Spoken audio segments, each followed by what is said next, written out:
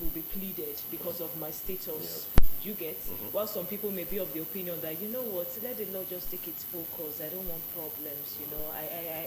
I agree for everybody. As long as everybody is happy with it, let's just do it. So it really, really depends on the context, actually. It does depend on the context. I'm tempted to bring up the Ibom Air issue again, but I'm going to take a chill pill because I'm sure that when we do our next two segments, it will be talked about heavily. In fact, we're going to look at papers next, and our interview session coming up is solely going to look at that issue. We're going to have experts render their opinions on it, and as it even relates to no grief for anybody. But let's check out the papers before we disagree with the things they say or the things they do not say. Now, it's time for paper review. We have several papers this morning: The Guardian, The Punch, Daily Times, loads of them. And we'll start, the first but not the best nor the least is The Guardian newspaper. On The Guardian newspaper, the big headline on The Guardian newspaper says, outrage over Ibom Air incident as IG probes orders Kwam1's probe. I'll go again, it says, outrage over Ibom Air incident as IG orders Kwam1's probe. That's on page 6 of The Guardian newspaper. This morning, the bigger story there. If you look at the top strip of The Guardian newspaper, there's several stories here making the front page. Wadada, Soludo throw weight behind Tinubu for 2027. And that's on news page 3. On news page 5, NCOS decries low drug supply, personnel for 8,000 inmates with health needs. That's on page 5. Reps pushing to make appeal court final judge in Guberpool disputes. Wow. Reps pushing to make appeal court final judge in Guberpool disputes. We look at other stories here making the front page. Court strikes out 60 billion naira criminal suit against ex-Amcon boss. Okay. Troops kill several terrorists in Boronu failed ambush. Lagos moves to regulate rents, curb abuse with new tenancy bill. That's on news page 6. On news page 7, Gani Adams folds Kwara killings, alerts on fresh crisis in Southwest. At the bottom strip, 97% untitled land limiting collateral for loans, says minister. That's on page 5. Court sentences man to death for killing roommate over door closure dispute. That's on Metro page 8. Finally, at the most bottom strip, I'm sure this story is at the top of many Nigerian minds. Dangote Refinery cuts petrol ex-depot price to 820 naira. You can find that story on news page 3 of The Guardian newspaper. Let's look at our next paper this morning. Right, that is the Daily Sun newspaper. The screaming headline here says, we are investigating many governors, and this is coming from EFCC. The writer to that story says, no sacred cows, corruption has no party lines. PDP kicks, says arrests politically motivated, strategy to silence dissent voices. Federal government using EFCC against opposition. This is coming from ADC. Now at the top strip of the Daily Sun newspaper, it says 81 of 1,888 female inmates on death row, says NCOS. Marketers accuse NNPCL boss of sabotaging Port Harcourt refinery. And at the bottom strip, it says Access Bank strengthens Afri-Caribbean ties at Active 2025 in Grenada. Ibom Air saga. NBA rejects passengers' life ban. Obi furious. 16 inmates escape. 7 officers injured in Kefi jailbreak. And lastly, looking at the Daily Sun newspaper, Nigerian hospitals, now where people go to die. This is coming from the Anglican Church. All right, let's get back to the studio and look at some of these headlines here. I'm going straight to the NCOS story. That one concerns me a lot. Unless you can find that story again and just read out the headline one more time. Okay. Story about NCOS right there on the Daily Sun newspaper. All right, it says 81 out of 1,888 female inmates on death role, Wow, says that's quite big. And on the Guardian newspaper, we read the headline that says NCOS decries low drug supply, personnel for 8,000 inmates with health needs. So it's about NCOS this morning. And NCOS happens to be the body that regulates prison activities in the Federal Republic of Nigeria. You can simply just refer to them as the Nigerian Correctional Service, otherwise called NCOS. Many issues have been coming, matter of discussions from the Nigerian prisons lately. Overpopulation is a problem in a country overly populated, and prisoners overly populated too, in cells that are not enough for them. Juveniles who are sent to the prison without adequate supervision. No psychologist, no therapist. A young person who is a minor, commits a crime, has to be imprisoned or locked up, and they are put in a place that they would be displaced mentally and morally, rather than a place that can build them. Remember, it's called Nigerian Correctional Center now, or Nigerian Correctional Service. Sorry about that. Nigerian Correctional Service. It means they are going to correct, in Nigerian parlance, correct your head, okay, from the issues that you might have had in the past. If you were somebody who, psychologically you have been somehow trained to be a murderer, you've been somehow built bad trauma to be an aggressive person, a narcissist, whatever, a criminal, and you go to the Nigerian Correctional Center, by the name, it means they will correct that problem. That's why you find programs like people going to the prisons and learning a skill. They're in prison. Even getting educated. Getting educated. Yes. And now, recently we heard that some of them even write exams, they do. National Open University exams, in the prisons. We had even the very popular kidnapper, Evans. Oh, he scored greatly.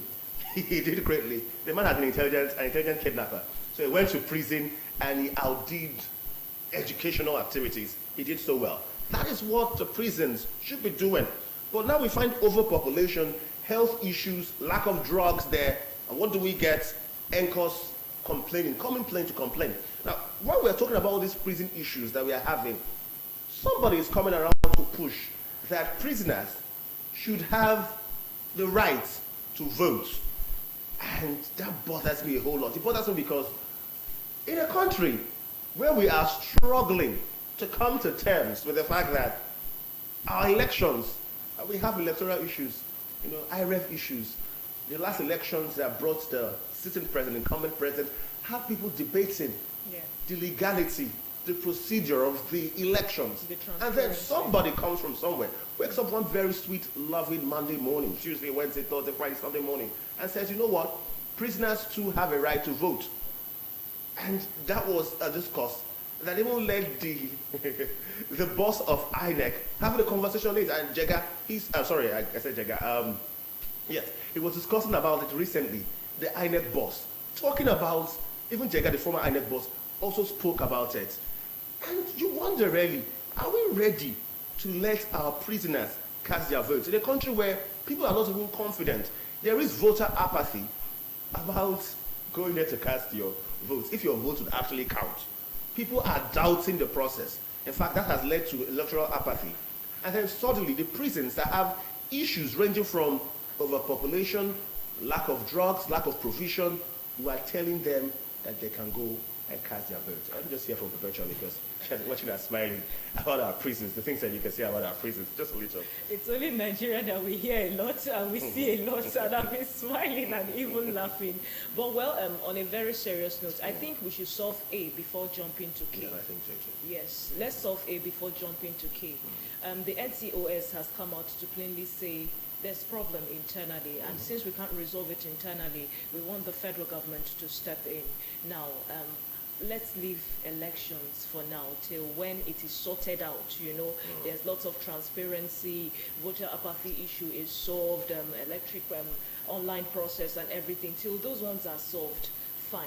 First of all, we need to establish that, how do I put it? Sane people are not found in prisons except in 1 out of a million cases.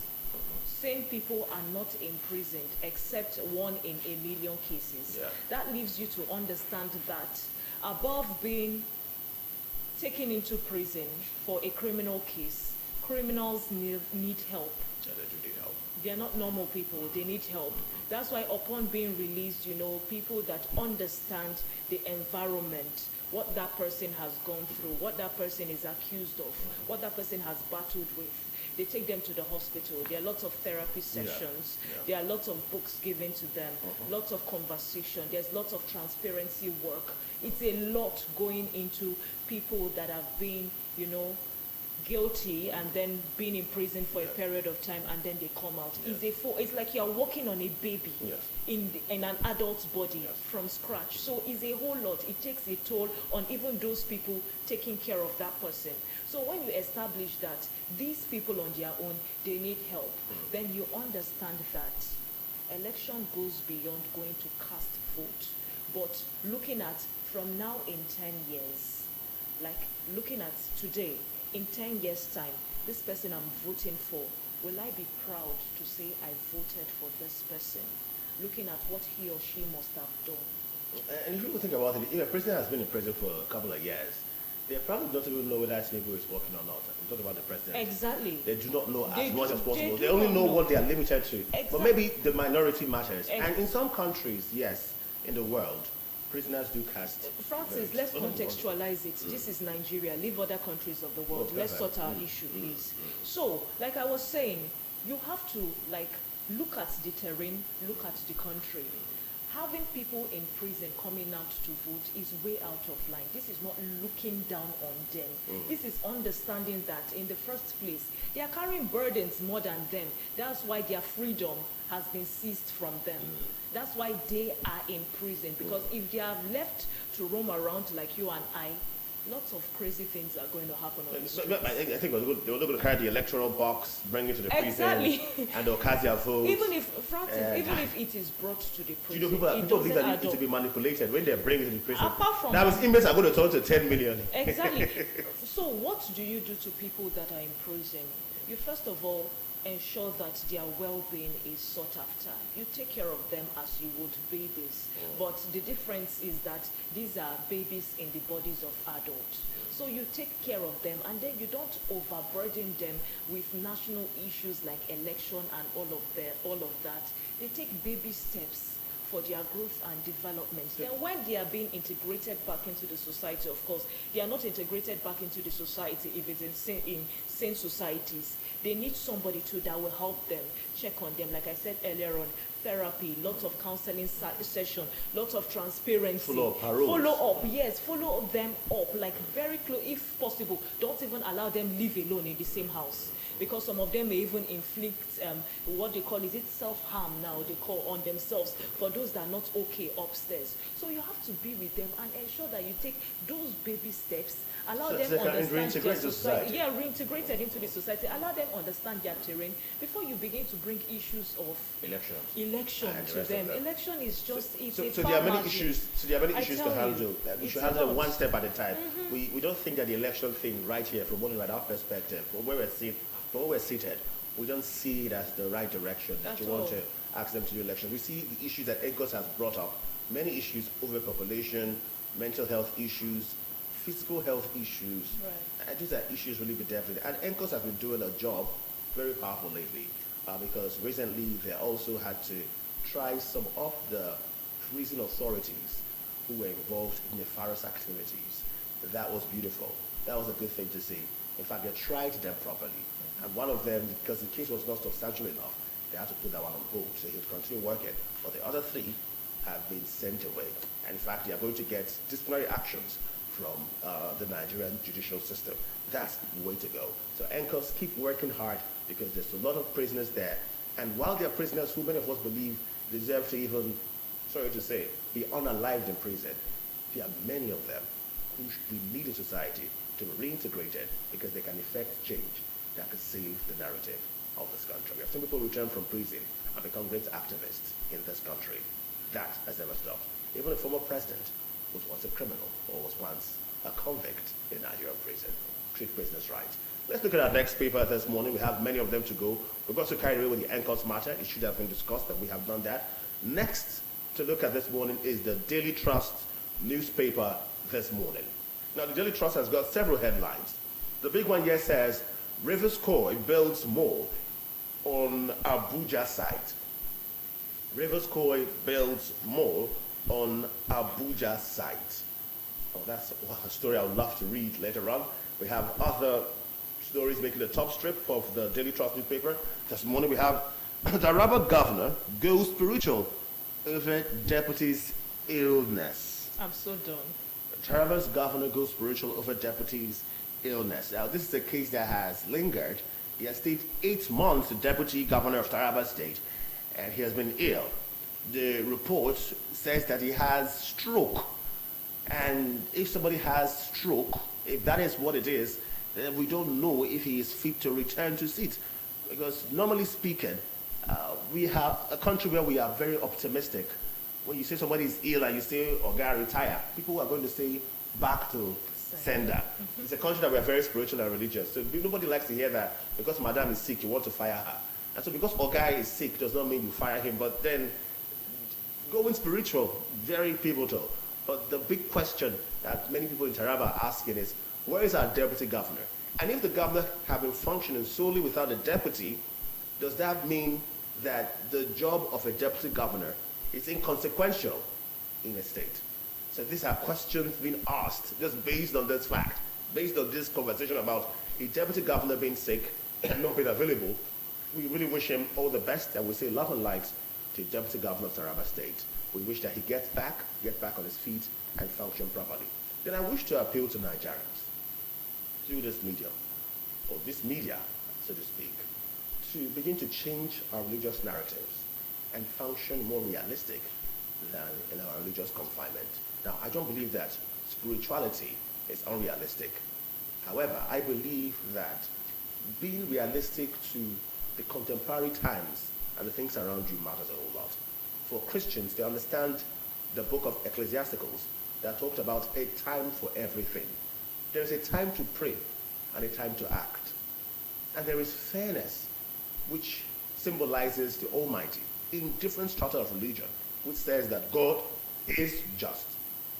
Injustice, if a personality, a human being, is not physically fit to handle a particular responsibility, it is only fair, regardless of religious concepts and narratives, that a person takes a chill, takes the backseat, for that person to come back and run that particular place. Even in the scriptures, if you search deeply, there were those who could not be fit and they had to step aside gently for a younger person to come in and handle matters. Very, very important. It should be done that way. That is fairness. That's how it should go. So we wish the Deputy Governor of Taraba State good health. We join the Governor of Taraba State to pray for the Deputy. But we appeal that in a case where the man is not fit to handle the responsibility, that he be made to step down. And maybe when he's back again on his feet, he can return to doing things for the state beyond being deputy. Remember, his job is to serve the people of Taraba State. And that's quite pivotal. If your household cannot serve you anymore, it's only right that you tell the household to go. There's a new household who can serve you. Stand. Let's look at other stories making the front page of the Daily Trust newspaper this morning. You have this one that says, Tinubu hail hearty, coming from the governor of Anambra State, Soludo. It's still on the front page of the Daily Trust newspaper. Another one says, how 71-year-old man died trying to escape tanker explosion. Oh my. It's a very sad story. And we look at the bottom strip of the Daily Trust newspaper, 9 at large, after Kefi jailbreak. Other stories here says, Bauchi police shut down as students protest a road robbery. Tambuwal released. EFCC replies Atiku, Obi, ADC. All right. And finally, on the front page of the Daily Trust newspaper this morning, how bandits ambushed, killed 10 security operatives in Zamfara. Francis, when you look at the security issues in the country, it's even sad that it's even getting to institutional level, that's the schooling level. If you look at Bauchi State, those students were protesting because they said that armed robbers came and made away with their gadgets, their laptops, and different things. And they were protesting not just for the show of it, they were protesting because to a large extent they felt unsafe. And they said, if armed robbers have easy access to schools, where they are, the hostel, to make out with their gadgets and different things, then that leaves the question begging, what how safe are they in that school? Because the robbers could still come and then, unalive some of them, and the next day they end up seeing dead bodies, some of them injured. So they were protesting from a place of pain. Yes. And a place of, we are running back to our parents, which is the school authorities and the government. We need to be safe. And then we see another one, like you just reeled out, how bandits ambushed and killed 10 security operatives in Zamfara. Yes. It goes to tell you that even as security operatives now, if they can be ambushed and unalive, then what is the fate of the common man? So it leaves a lot begging, a lot of questions begging, and people have been wondering and thinking, when will this issue of insecurity end? Okay, at least, even though it will not end, because nothing is ever 100%, at least when will it be reduced to minimally? Yeah, you get the point. So these are the questions, and it's really a problem, honestly. I even want it to be reduced to 100% if possible.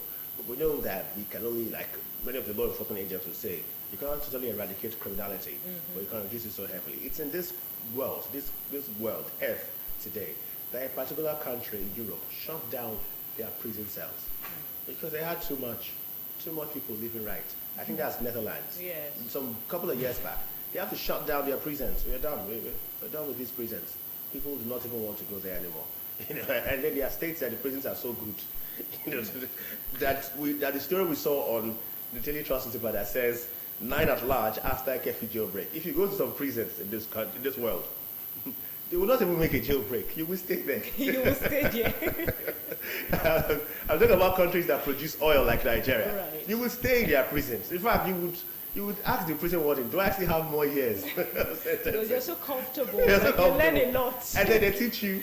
And when you go out, you will not try it again. At You're all. even a better person. Yes. And that's what we want. And I'm so glad we talked about the NCOS story earlier on. That's what NCOS should be striving to get at, where our prisoners are good. Although I know countries where they complain that prisoners even enjoy life better than those who are free. But then I'm happy that NCOS came to, they were transparent in telling us the state of things, because it's one issue to have a problem and not say anything about it, and it keeps burning you and things are going from bad to worse. And it's another thing to have a problem and come out and be transparent and say, you know what, things are not going right, I think I need help. So that's it. Yeah. All right. Many papers to go, but then we have some guests available in the studio. A guest available in the studio. Remember, we've been talking so heavily on the Ibom Air issue and everything that transpired. We still have our reservations. We still have conversations. We shall have all of them soon on Morning Ride. Don't forget, go check out your papers. We didn't look at the Daily Times, the Nigerian Tribune, the New Telegraph, the Punch, the Nation, the Vanguard, that even projects a story about Ibom Air fracas. Comfort begins life at Kirikiri, and the NBA waits in. That's the big story on the Vanguard newspaper this morning. Let's look at it. Let's look at that picture there. The Vanguard newspaper, big there, says Ibom Air fracas. Comfort begins life at Kirikiri. NBA waits in. That's on page 5 of the Vanguard newspaper. This is enough for us to take a breather, to take a break, to halt, matter of fact, paper review, and bring in our next guest, who shall review this particular matter. Comfort. Does she need comfort, or does she need to face the rod for things that went on? And was Ibom Air rather. Ibom Air. Were they fair enough in how they handled the matter? Was that video footage fair for the populace of Nigeria? Was it good that we saw what we saw? All these conversations will happen next on Morning Ride. Stay with us.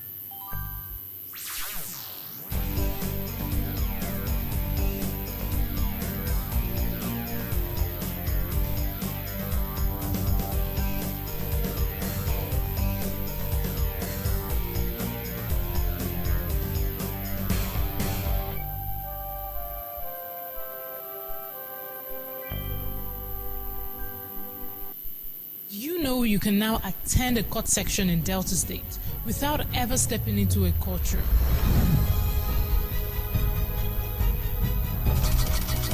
Now, Delta State is stepping forward with tech-driven justice.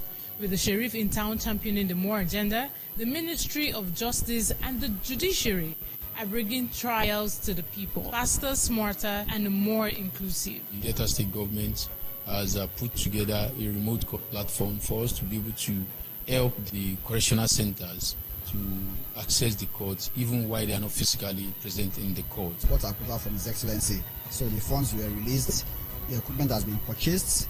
We've done a lot of innovation at Obashku. And I appreciate His Excellency, the Governor of Delta State, who has